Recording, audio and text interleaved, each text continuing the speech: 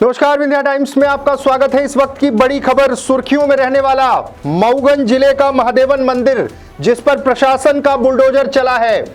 मंदिर परिसर को लेकर ये चर्चा थी और सीधे सीधे ये अवैध कब्जे का जो मसला था, जिस पर आरोप लगे थे, एक पक्ष द्वारा अतिक्रमण किया गया है, मुस्लिम पक्ष द्वारा अतिक्रमण की बात हो रही थी। 9 एकड़ से ज्यादा की जमीन थी।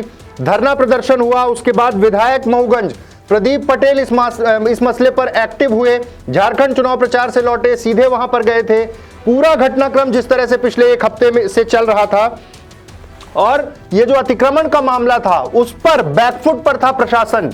मऊगंज कलेक्टर पर सवाल खड़े हो रहे थे, वहां के प्रशासन पर सवाल खड़े हो रहे थे और तब से लेकर अब तक विधायक लगातार एक बात की रट लगाकर रखे हुए थे कि वो उस अवैध जो बाउंड्री है, वो अतिक्रमण है, उससे मुक्त कराएंगे। धरना प्रदर्शन हुआ, पहले वहां के स्थानीय लोगों ने किया, कुछ लोग धरने पर बैठे। उसके बाद यह घटनाक्रम इतना बड़ा हुआ कि मऊगंज विधायक को नजरबंद किया गया, अलग अलग थानों में पहले रखा गया, गेस्ट हाउस में रखा गया। उनके साथ अगस्त क्रांति मंच के संयोजक कुंज बिहारी तिवारी को भी उनके साथ ही गिरफ्तारी नहीं कहेंगे, सीधे सीधे नजरबंद किया गया। गिरफ्तारी भी हुई कुछ लोगों की। ये पूरा घटनाक्रम जिस तरह से चला, नई गढ़ी गेस्ट हाउस में अभी अब से कुछ देर पहले विधायक वहीं पर थे और वो बार बार ये बात कह रहे थे, जहां जहां उनको रखा जा रहा था, कि वो खुद अपने तमाम समर्थकों के साथ जाएंगे और जो वहां पर प्रशासन की नाकामी की वजह से जो अतिक्रमण किया गया, अब तक हटाया नहीं गया, उसको गिराएंगे। तमाम कार्रवाइयां शुरू हुई थी, लेकिन आज इस पर सफलता मिली। बहुत दबाव में मऊगंज का जिला प्रशासन था इस मसले को लेकर। कारण सिर्फ ये था कि पहले जब ये पता था, नोटिस जारी कर दिया गया था, पूरा घटनाक्रम सबके सामने था, लेकिन उसके बाद भी अतिक्रमण नहीं हट पाया था।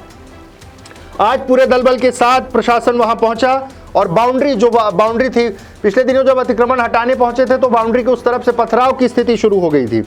आज सफलता मिली है और विधायक के रहने पर कुछ दूसरी स्थितियां निर्मित हो सकती थी, इसलिए उन्हें नई गढ़ी रेस्ट हाउस में रखा गया। यहां पर यह अतिक्रमण की कार्रवाई शुरू की गई है।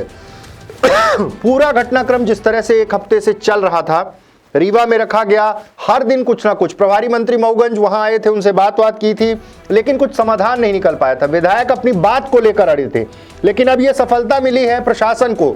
लेकिन सवाल भी प्रशासन पर ही खड़े हो रहे हैं। सवाल इसलिए खड़े हो रहे हैं कि आखिर क्यों तमाम जो नियम थे उनको सबको किनारे करके आखिर इतने लंबे समय तक क्यों एक्शन नहीं लिया गया।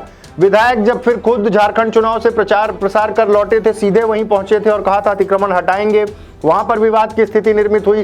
तब से लेकर एक हफ्ते तक जिस तरह से यह घटनाक्रम चला है, सबके सामने है।